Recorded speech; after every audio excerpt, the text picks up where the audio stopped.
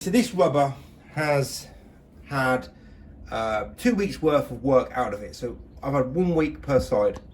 Now I normally get a week and a half to 2 weeks per side, but this time the rubber has sort of perished in a time where I would normally have a few more days out.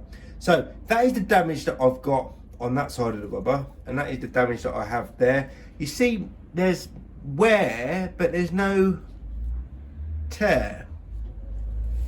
So that is not going to cause me any problems right now as it is with the wear. It's when the rubber tears and bits fragment off, it's when I'm going to start having problems with lines. So I'm going to give you a few hints of how to reduce your lines. So when you're working very early in the morning, this has got nothing to do with damaged rubber, by the way. When it's very early in the morning and you're working outside and it's cold and it's moist atmosphere as well, let's just open up the window.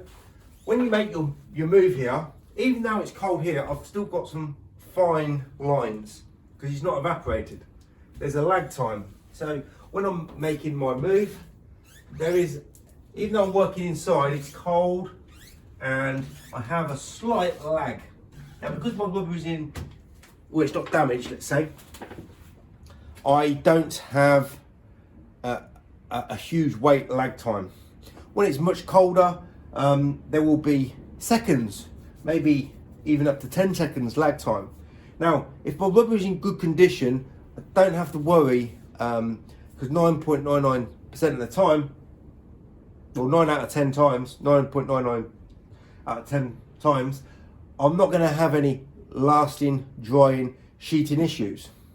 But if the rubber was, let's say, worn, it's been used for weeks and weeks and weeks, and that sharp edge has now blunted, and there's a drag anyway with your squeeze, because this is still gliding very smoothly, but if you keep using the same rubber, when you're cutting it down, there will come a time over a period of time there where the drag is so much, then it doesn't have a good contact on the glass, and then you start sheeting even when it's warmer. Now I've had a rubber I've used every single day for 9 months, and I used to work 7 days a week. So 9 months worth, I took a strip of rubber, started in a 22 inch, used both sides, went into a 20 inch, 18 inch, constantly using both sides, and all went all the way to a 6 inch. And I started in January, and the rubber was still being used pretty much every day to about September. Now when I got to September of it being used every day, there's still no damage at the ends, but the actual blade here was worn so much that every time I made a move, it was just sheeting. So the rubber was finally put to rest after 9 months of constant use. I was using Mormon rubber, and I'm using Mormon rubber now. It's my most preferred rubber to use. The black one, not the blue one. Now there's many window cleaners that say, oh, I go through my rubber very, very quickly, the Mormon rubber, so it's no good using. But these people are the people who have the rubber buckle on them, and I used to have this useless window cleaner on YouTube using the liquidators, who went through all sorts of phases of trying to dismantle the channel and putting end clips upside down and inside out and bending and just useless at window cleaning. And I used to say, oh, the rubber buckles, or the rubber will buckle because the way you're working is awful. It's like the most chaotic technique I've ever seen. And he didn't like liquidators, and he didn't like the rubbers, and I didn't like the way he worked because it was really, really poor. So how do I stop other aspects of causing lines? Well, the rubber here is just started to wear out. There we go. Just started to wear out. There's wear there, but there's no tear. So it's not going to cause me any problems up until the next 2 to 3 days, but I'm going to change this rubber probably after tomorrow. When it starts fraying and starts dismantling, when it starts lifting when you're squeegeeing, that will cause you a line. Other things that will cause you a line is if you nick the rubber somehow. You can't feel it and you can't see it, but there is a nick there that will always give you a line. That is, you either have to turn the rubber up the next, the other side, or if it's been used the other side, you need to put a new rubber in. So having a nick, having damage will cause you lines. Another thing that will cause you lines is whatever squeegee you use, including this squeegee, have some sort of insert that's going to stop the rubber from moving at the channel end. If the rubber here won't move. It will only move at the ends here, and that is where the drag of the squeegee, if once that squeegee rubber starts doing this, just that much, it will cause you a line. The rubber has to be straight, perfectly straight. How to keep that rubber straight? Well, with the liquidator, I just put paper clips inserts there, and it costs nothing. And if you lose them, you just put a snippet of a paper clip. I've got paper clips that I keep in the van, and they just get inserted again.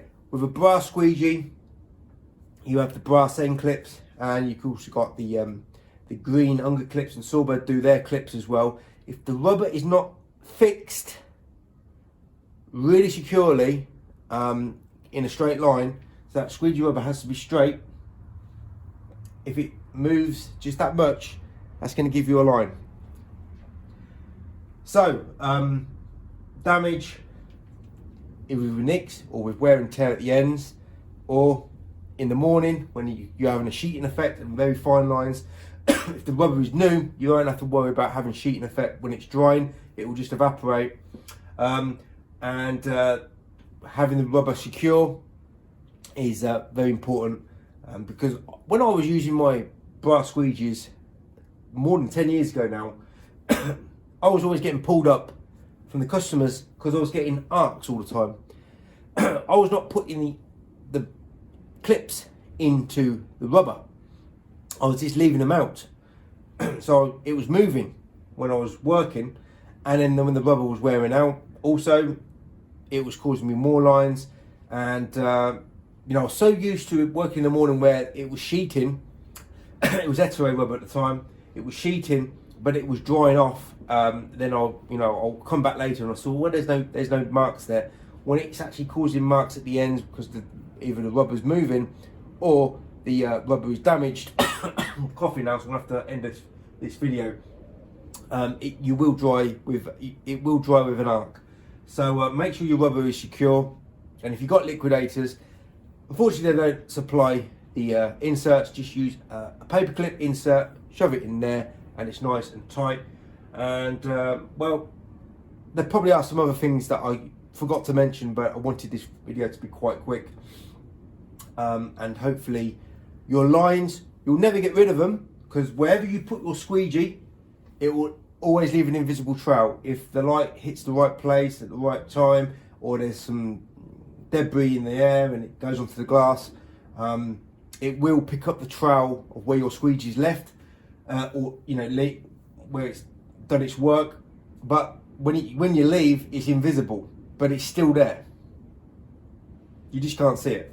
And in certain circumstances, over time, it will show up, either with dirt, dust, sun moving in the direction. But to reduce your lines, make sure your rubber is in good condition, make sure it's secure, and make sure the rubber is sharp enough for when you make that move and it's left a sheeting effect, it's dried after a few seconds and there is no film left behind.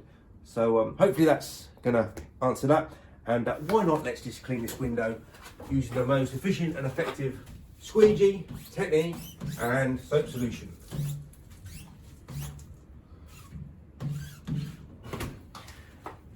Expertly done.